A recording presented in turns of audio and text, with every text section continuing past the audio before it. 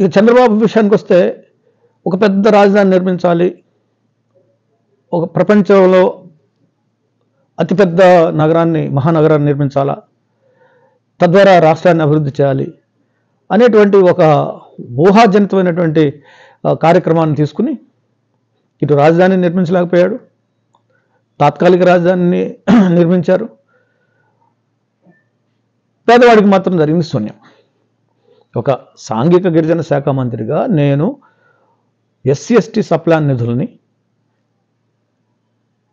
సమర్థవంతంగా అవినీతికి తావు లేకుండా నేరుగా పేద ప్రజలకు అందించడం కూడా ఆ రోజు ఆయన ఇష్టపడలేదు, సంపూర్ణంగా ఇష్టపడలే.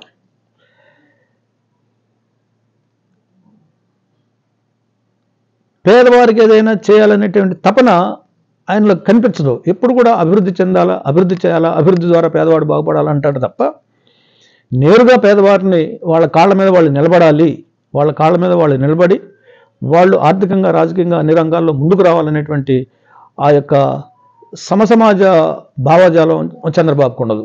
ఎందుకంటే అది పెత్తందారి స్వభావం, భూస్వామ్య విధానం, అంతా ధనిక వర్గాలకు కొమ్ము కాసేటువంటి విధానం.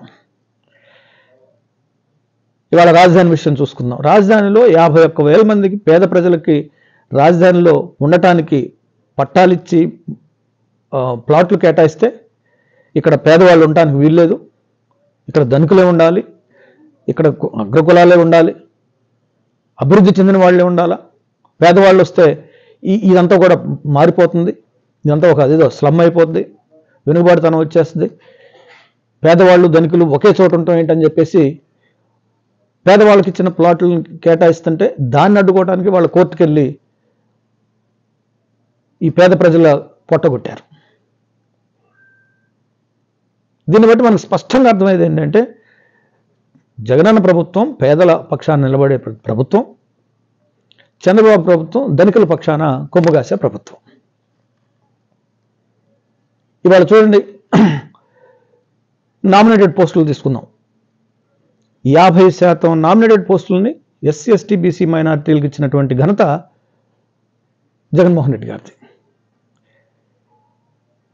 ఎస్సీ ఎస్టీ బీసీ మైనారిటీలకు రాజకీయ ప్రాతినిధ్యం కల్పించాలి, వాళ్ళని రాజకీయంగా ముందు పెట్టాలి, రాజకీయ సాధికారతను సాధించాలి, ఆత్మగౌరవాన్ని పెంపొందించాలి, ఇతరులతో పాటు సమానంగా వారు కూడా అధికారాన్ని అందుకోవాలి, పంచుకోవాలి అనేటువంటి ఒక పెద్ద ఒక ఉద్దేశంతో, మహోన్నతమైనటువంటి ఉద్దేశంతో వాళ్ళ 50% నామినేటెడ్ పోస్టులని ఎస్సీ ఎస్టీ బీసీ మైనారిటీలకు కేటాయించినటువంటి ఘనత జగన్మోహన్ రెడ్డి గారిది అని చెప్పేసి సందర్భంగా నేను తెలియజేస్తున్నాను.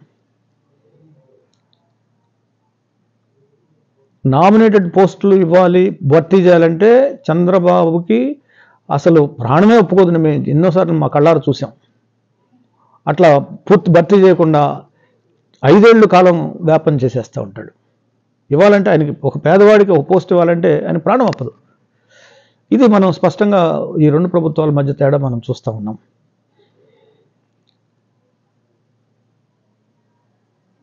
మొన్న 19వ తారీఖు నాడు బాబాసాహెబ్ డాక్టర్ అంబేద్కర్ యొక్క 206 అడుగుల ప్రపంచంలోనే ఎత్తైనటువంటి అంబేద్కర్ యొక్క మహాశిల్పాన్ని ఆవిష్కరించినటువంటి ఘనత కూడా జగన్మోహన్ రెడ్డి గారిది. అంటే అంబేద్కర్ యొక్క ఆశలకు, ఆశయాలకు, ఆదర్శాలకు, ఆయన లక్ష్య సాధనలో ముందుకు వెళ్ళాలని చెప్పేసి, సమసమాజ నిర్మాణం జరగాలని చెప్పేసి కోరుకుంటున్నటువంటి జగనన్న ప్రభుత్వం అంత మహా చారిత్రాత్మకమైనటువంటి కార్యక్రమాన్ని చేసి ఇవాళ ప్రపంచవ్యాప్తంగా అంబేద్కర్ అభిమానుల యొక్క అభిమానాన్ని చూరగొన్నారు. కాబట్టి జగనన్న సంక్షేమ పాలన ఏదైతే ఉందో ఇది కొనసాగాలి, సంక్షేమ పాలన ముందుకు వెళ్ళాలి. ఈ పథకాలన్నింటిని కూడా ఇంకా మరిన్ని పథకాలని విస్తృతంగా అమలు చేయాల్సినటువంటి అవకాశాలు కూడా రావాలి. పేదవాడు బాగుపడాలి, గ్రామాలు బాగుపడాలి, ఈ ఆర్థిక, సామాజిక, రాజకీయ అసమానతలు తగ్గాలి. అప్పుడే ఈ సమాజంలో పరివర్తన జరుగుతుంది, బాగుపడుతుంది, సమసమాజ నిర్మాణం జరుగుతుందని కోరుకునే ప్రతి ఒక్కరు కూడా జగనన్న పరిపాలనకు మద్దతునివ్వాలి, అండగా ఉండాలి, ప్రోత్సహించాలి, మరలా అధికారంలోకి తీసుకురావాలని చెప్పేసి మీ అందరినీ నేను కోరుకుంటూ జై భీమ్.